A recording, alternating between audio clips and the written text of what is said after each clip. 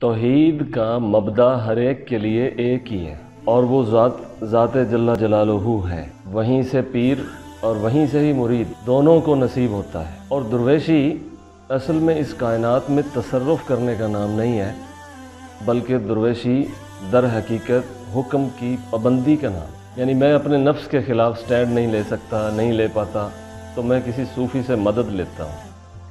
وہ صوفی مجھ پر اپنی ول پاور سے اپلائی کرتا ہے، مجھے مدد دیتا ہے، تو میں بھی ویسا ہونا شروع ہو جاتا ہوں جیسا کہ وہ ہے۔ اس کے بعد بتدریج میں سٹینڈ لینے کے قابل ہوتا جاتا ہوں۔ اسی کو فیض، افاضہ اور استفادہ کہتے ہیں۔ دوسرے لفظوں میں، جیسا کہ ہماری تصوف کی روایت ہے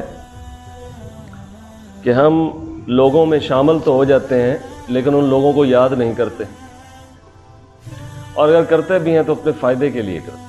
مثلا جتنی کرامتیں آپ کو غوث اعظم کی لوگ سنائیں گے یا مولوی سنائیں گے تو وہ کس لیے سنائیں گے؟ اس لیے کہ ان ساری کرامتوں میں سننے والوں کا فائدہ نظر آتا ہے۔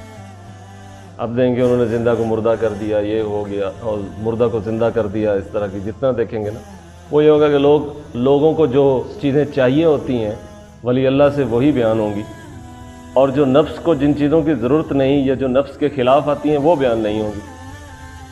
اس دور کے اندر ہم نے منافقت کا نام حکمت رکھا ہو۔ میرے سامعین اس طرح کے ہیں تو میں ویسے ہی بات کروں۔ اس کا مطلب ہے کہ جہاں وہ لیٹے ہوئے ہیں میں انہیں کہتا ہوں مزید لیٹ، تو میں ان کے لیے کر کیا رہا ہوں؟ پھر میں خیانت کر رہا ہوں۔ میں کہہ نہیں رہا میں خیانت کر رہا ہوں۔ مثلا کوئی آدمی یہ نہ کہے میں جھوٹ بول رہا ہوں لیکن جھوٹ بول دے۔ اب جب سارے ہی جھوٹے ہوں گے تو وہ کہیں گے یہی سچ ہے۔ تو جھوٹوں میں جھوٹ سچائی ہے، سچوں میں جھوٹ تو بہت بڑا مسئلہ ہے، لیکن جھوٹوں میں جھوٹ سچائی ہے۔ اسی طرح سے جب کسی ولی کی زندگی کا ایک رخ دکھایا جاتا ہے تو پبلکلی یہی تاثر جاتا ہے نا کہ اس کا تعارف ہی یہی ہے، حالانکہ اس کا تعارف یہ نہیں تھا، اس کا ایک اور تعارف بھی ہے، لیکن وہ کروایا نہیں جائے گا کیونکہ سامعین کو اور خود بیان کرنے والوں کو اس سے غرض نہیں۔ لوگوں کے گروہ میں شامل ہو جائیں گے لیکن ان کا ذکر اس لیے نہیں کریں گے کہ ہمیں ویسا ہی نہ ہونا پڑے جیسے وہ تھے۔ ڈرتے ہیں۔ کون چھلانگ لگائے پانی میں؟ کشتی کے اوپر جانا چاہتے ہیں، ڈیپتھ میں نہیں جاتے۔ کیوں؟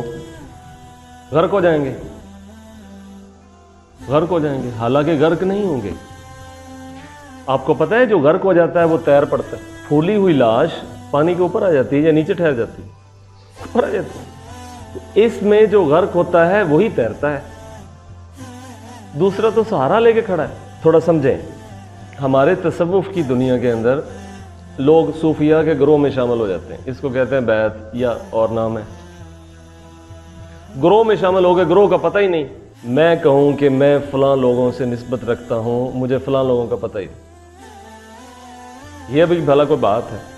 مطلب میں غلہ منڈی میں آڑتی ہوں، مجھے پتہ ہی نہیں آڑت کیا ہوتا۔ تو ہمارے مرشد حضرت مجدد الفسانی نے بتایا ہے کہ طریقت سراسر سیکھنا اور سکھانا ہے۔ پیری مریدی پٹا باندھنا ہے ہی نہیں بیسیکلی، یہ کسی شخص کو اپنا گرویدہ کر کے اپنے لیے واہ واہ کرانا، یہ تو اس کے مقاصد میں سے ہی نہیں ہے۔ اس کا مقصد تو یہ تھا کہ آپ لائٹ کے قریب جا چکے ہیں، ایک شخص اندھیرے میں پھر رہا ہے، بازو پکڑ کے لائٹ کے قریب کر، اور اس کے بعد کہیں کہ یہ لائٹ میرے لیے بھی وہی لائٹ ہے، تیرے لیے بھی وہی ہے، تو بھی میرے ساتھ اسی دسترخوان پہ کھا جس دسترخوان پہ ہم کھا۔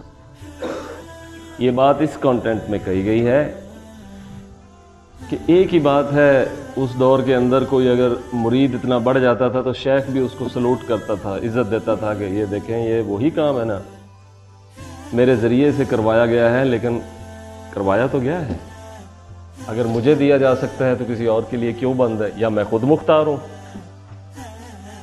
میں تو خود بے اختیار ہوں، تو اللہ تعالیٰ جسے ہدایت کے لیے انتخاب کرے، میں کیوں کہوں کہ میں نہیں کرنا چاہتا؟ یہ میں اس لیے کروں گا کہ میری پارٹی کمزور ہو جائے گی۔ میں نے ایک آستانہ بنایا، خانقاہ بنائی، اب میں کہتا ہوں کسی کو درویشی حاصل نہ ہو، کیوں؟ میرا آستانہ ڈیمیج ہو جائے گا، میری پارٹی ڈاؤن ہو جائے گی، میرے مرید کم پڑ جائیں گے، یہ بھی شروع ہو جائے گا۔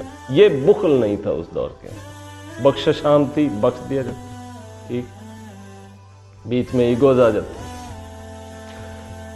شمار نہیں کیا جا سکتا۔ میں آپ کو بتا دوں پورے دعوے کے ساتھ کہ اللہ تعالیٰ نے پتہ نہیں کتنے ہی بابا فرید پیدا کیے ہوں گے، بے شمار فرید الدین مسعود پیدا کیے ہوں گے. پھر روح تو ایک ہے نا پیچھے, مرکز ایک ہے. وجود انتخاب کیا, وجود چلا گیا, دوسرا لے لیا چلا گیا, تیسرا آ گیا چلا گیا. خدا پابند ہے کسی ایک مظہر کا کہ ہدایت کے ظہور کو اسی میں رکھے گا. کالے گورے سرخ سفید میں دوڑاتا رہے گا, پھیلاتا رہے گا, کہیں جہاں سے زمین زرخیز ہوگی نکل آئے گا. برادری میں بند ہے. ہزاروں ایسے سادات ہیں, ہزاروں نہیں لاکھوں ہوں گے جو واقعی جنہوں نے خدا کو پایا ہے تو کسی غیر سید سے پایا. وہاں کیا ہوتا ہے؟ یہ وہاں کچھ نہیں, صلاحیت ہوتی ہے, صالحیت ہوتی ہے, نظام چلتا رہتا. جو خود طبیعت کا غلام ہے وہ طبیعت سے آزاد کیسے کرائے گا؟ اس نے کہا طبیعت کا آزاد بندہ دیکھ جو تجھے طبیعت کی غلامی بتائے کہ غلامی اسے کہتے ہیں. طبیعت کی بھی غلامی ہوتی ہے,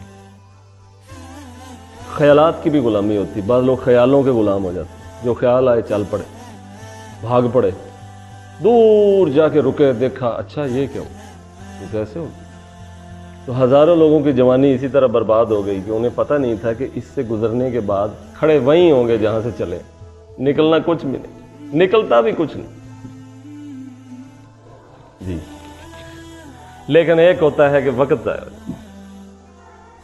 وقت نکل جاتا, پتہ نہیں پھر وہ ملے گا یا نہیں ملے گا. ہاں اس نے ایک بات کہی تھی جب دونوں ریگستان میں اترے تھے, اس نے کہا تھا ہاں تیرے واپس آنے تک شاید میں پھر نہیں ٹھہروں گا, میں چلا جاؤں گا. اس نے کہا تو چلا جائے گا تو پھر کیا ہوگا؟ میں دیکھ کے آ جاؤں گا کہ وہ پانی ہے یا ریت ہے, واپس آ جاؤں گا تجربہ. اس نے کہا یہ ریگستان اتنا بڑا ہے, یہاں تجھے ابھی بہت کچھ اور سراب ملیں گے جہاں اور بڑا کچھ ہوگا. میں چلا گیا, وہ کون بتائے گا؟ اس لیے میرے ساتھ ساتھ چلتا جا اگر اس میں سے گزرنا ہے.